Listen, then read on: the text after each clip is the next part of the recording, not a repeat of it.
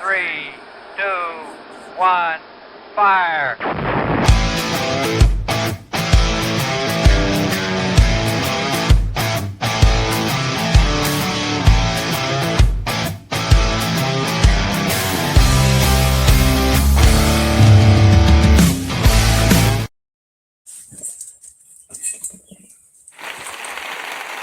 You're back, and let me tell you, this episode of the Bar Gig Files.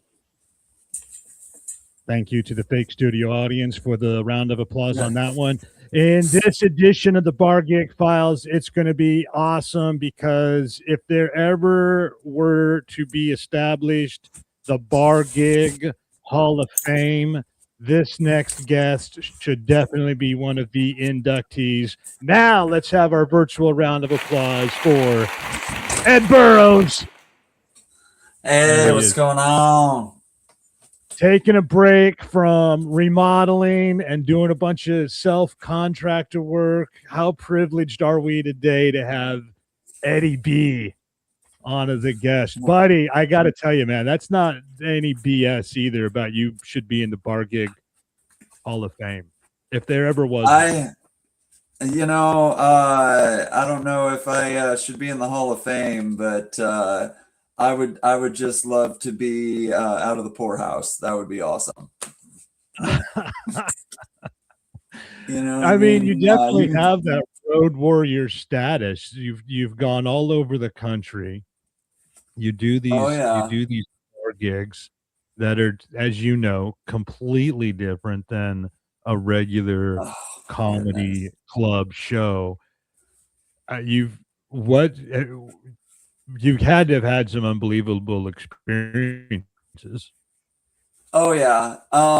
So the difference between the comedy club and the bar gig, the comedy club, they are there to laugh. They bought tickets knowing that they're gonna sit still and pay attention to a professional make them laugh. Whereas the bar, there's this attitude like, well, if he was any good, he wouldn't be here. And so you got to almost fight for their attention.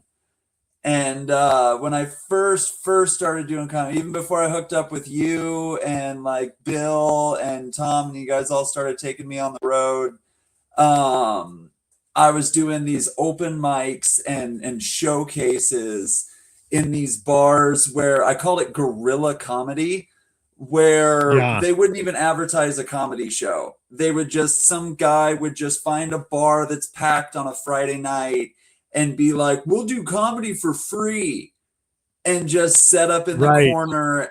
And these people don't even know there's comedy going on. Like, they don't want to, they came here to let loose and listen to music. They don't want to listen to me go on about my coat hanger abortion joke. You know what I mean? Like, they just, they like, and so the difference between the club and the bar is like, you have to fight for their attention, but once you get it, they are so much more wild and so much more rowdy, and like, I've grown to love it, actually.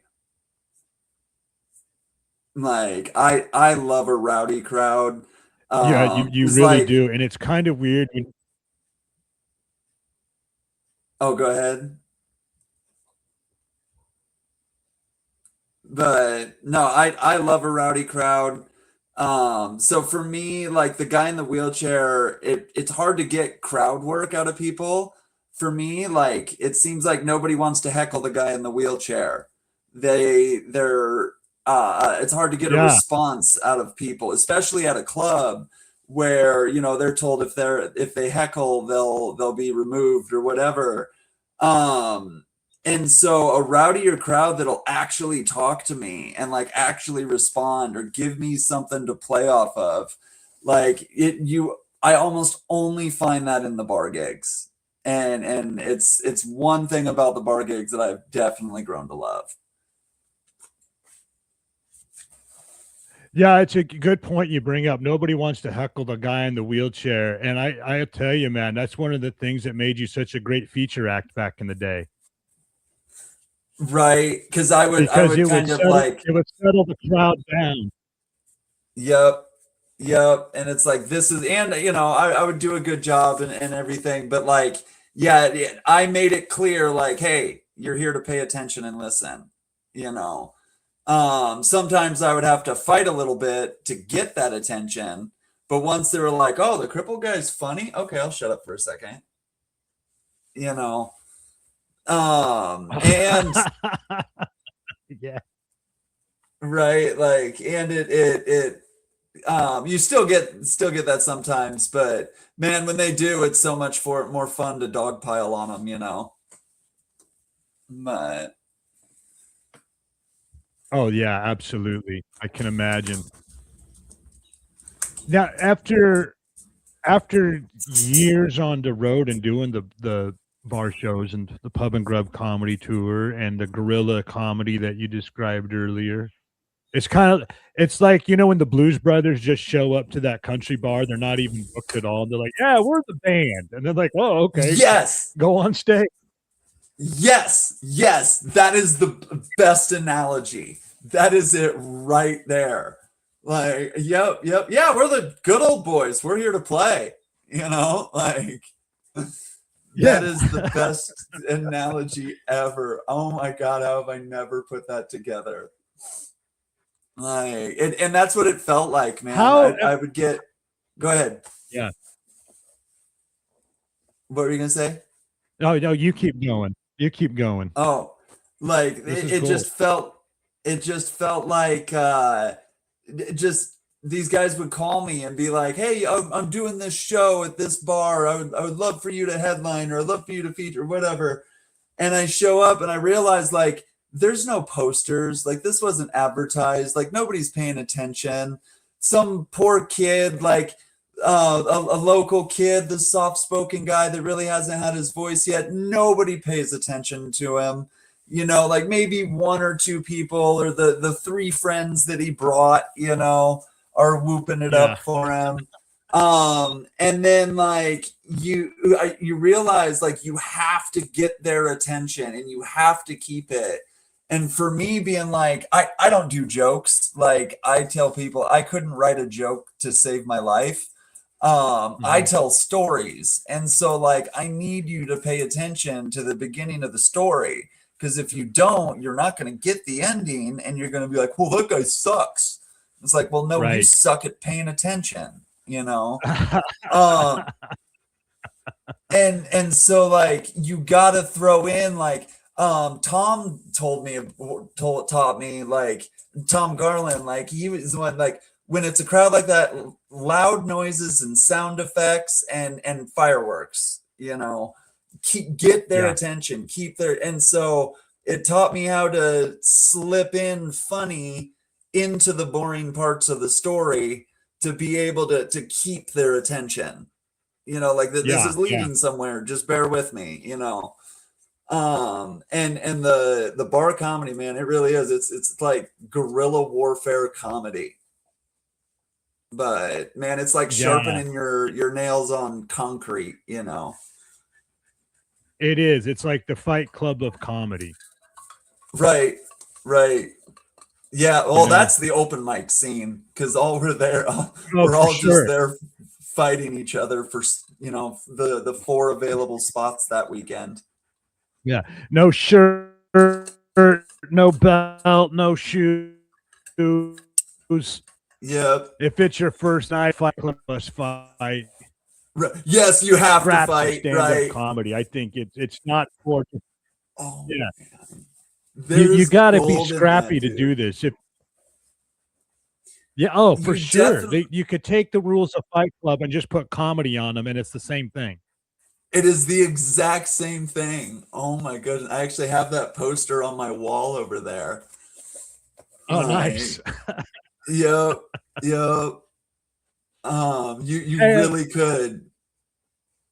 Are you able to tell, like, you've done so many of these bar shows and you're so good at them?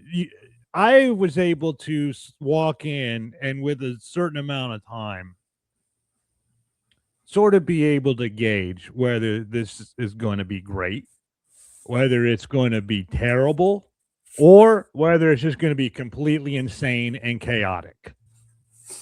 Instantly, as soon as you roll into the place, like as soon as you roll in and you meet the person, like by the time you shake hands with the person, like whoever your contact is at the bar, you know what kind of night that's going to be. Like within the first 30 seconds of showing up. There's been a few times that have shocked me, or I've gotten there a little too early and it was empty, and then all of a sudden everybody poured in the last few minutes. And for me, these bar gigs, they're kind of on my end.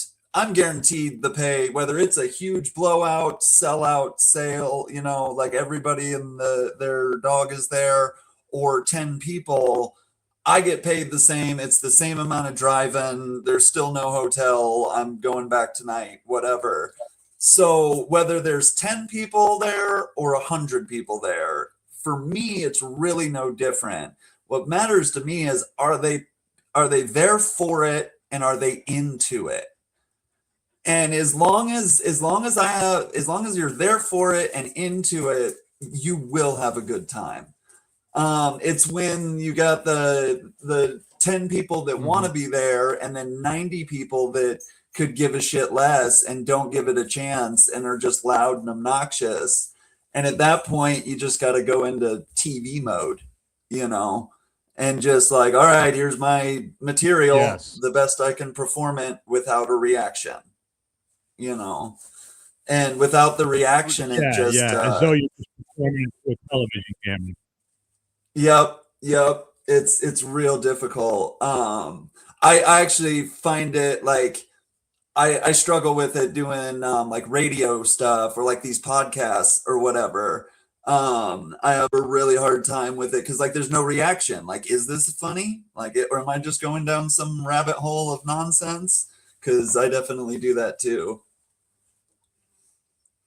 Oh, for sure. And we all do, but it's the rabbit hole of nonsense that actually gets you to the funniest stuff. If you try to just go straight for a one-liner or the obvious joke, you're really not much different than the humorous guy at the office that cracks a one-liner or smart-ass quip at the water cooler. As comedians, we have to be willing to go down that dark road, aka the rabbit hole, be comfortable with the unknown, and then somehow alchemize all that into comedy gold. I mean, and you're great at that because you have such a unique story to tell anyway. I would say that you're like almost brutally self-aware. Yes. I got a lot of notes. Yeah, when I first started, I was very self-deprecating. Because and I've always been that way. That was kind of a defense mechanism growing up. So I was a little brother. My older brother was like 5 years older, almost 6 years older than me, and somehow I always got dragged around with him. So I always hung out with older guys. And then school, that's always brutal. And I learned, like, if I can make fun of myself better than anyone else can, nobody can make fun of me. Yeah. Like, like someone tries to insult me and I come back not insulting them, but insulting myself even worse, it totally disarms them. And then it's like, all right, now we can get started on you, buddy. It just yeah. And so I learned that along, and then so when I first got started doing comedy, that was one of my first my two most common notes when I first started was slow the hell down, because I would just talk so fast. I would step on my own laughs, and just I felt like every moment had to be filled with sound, and then my other one was like, dude, you are so hard on yourself. And so I kind of had to lighten that up a little bit, because I mean, after going through the wreck, and like I've had a lot of death in my family, and almost all of it was either directly or indirectly self-inflicted, just bad decisions, and so the way I've gotten through all of that was comedy, was being able to make fun of it all. Because like, if you can make fun of death, it loses a little bit of its power, doesn't it? And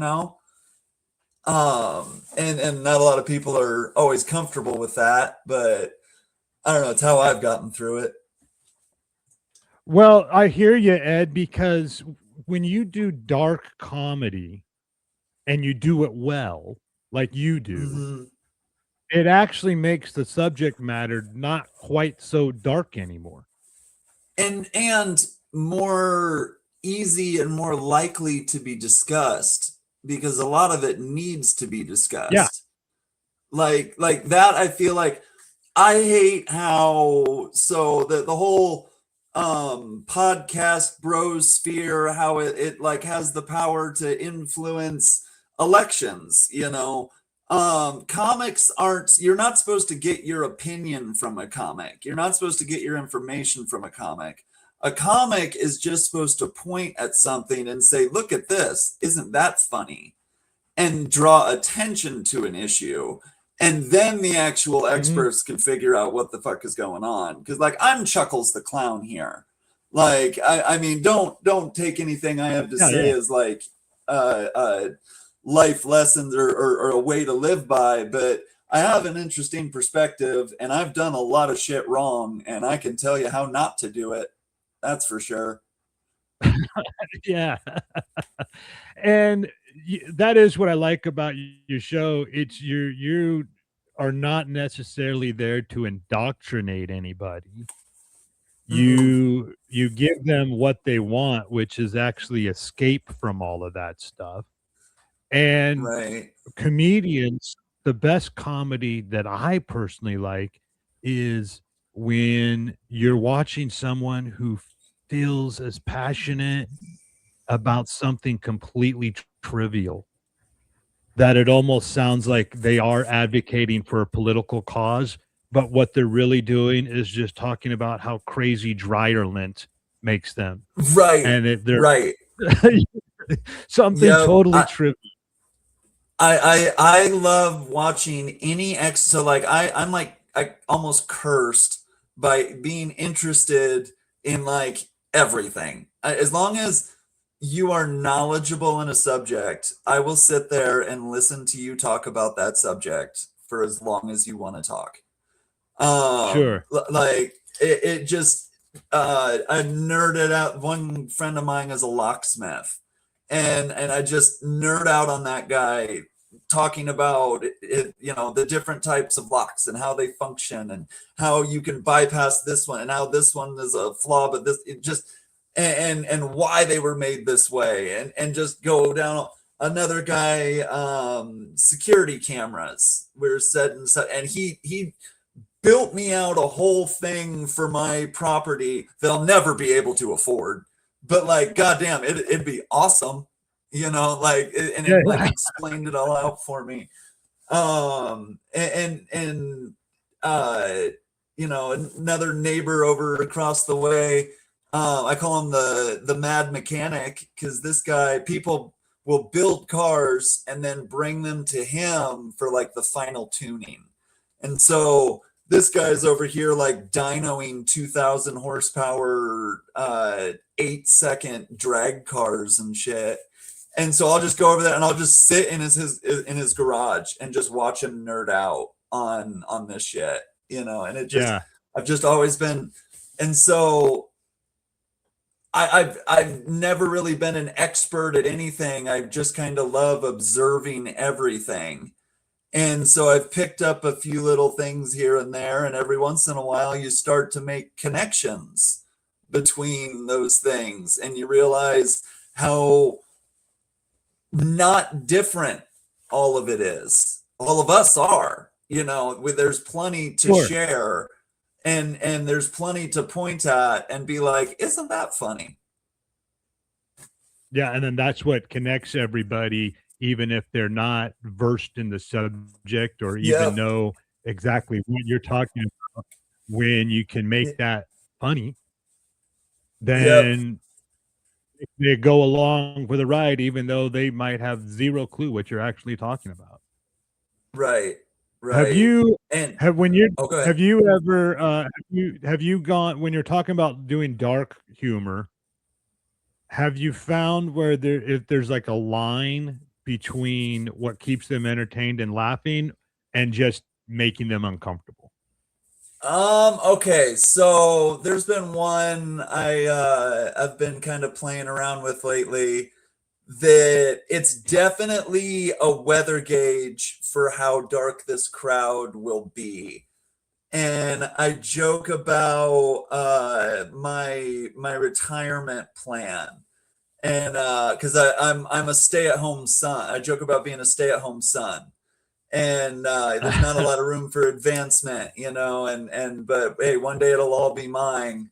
I started looking into retirement plans. Turns out the only one I could afford is from Smith and Wesson, Yeah. and I just kind of stopped. And they call it the millennial retirement plan. It's the only thing for sure. And so it is either dead silence or uproarious laughter Yeah, okay. every time. And there's really no in between with that one. And I was at a family, and well, and my what so I was at a family gathering not too long ago, and that one kind of slipped out because like I don't know, like I don't really perform on stage. When I'm on stage, that's just my truest self up there. I don't, I'm not creative enough to create a character to take on stage. So like I kind of one of those people who just like never really turn off, and my goal is always to just make people laugh any opportunity, or if they're whatever. And that joke slipped out at a family gathering not too long ago to my pastor uncle and his wife, and there's a history of that exit strategy in our family. And it took me like 25 minutes to be like, it's a joke. I'm sorry. No, I don't need therapy. And see, Oh, I'm good. right, Like, right.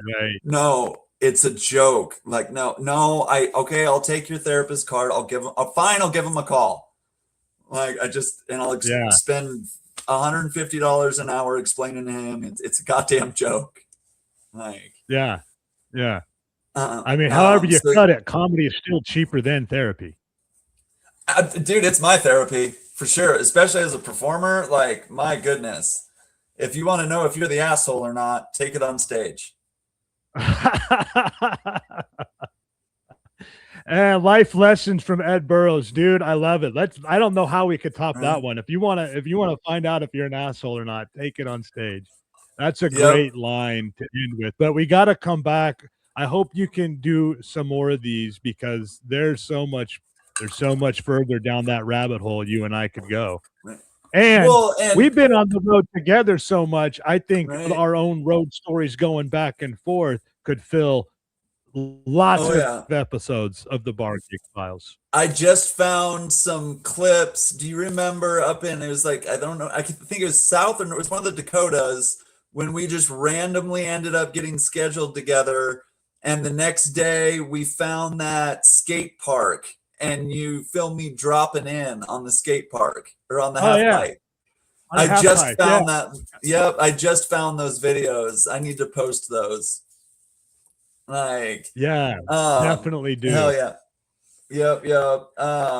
But yeah, no, there's definitely anytime. I would love to just bullshit because there's gold in these here hills for sure. Absolutely. All right, guys. Ed, thank you so much for doing this. We appreciate it. No problem. And we'll talk to you again soon. Virtual round of applause, Ed Burroughs. Thank you. There it is. All right, buddy. We'll see you soon.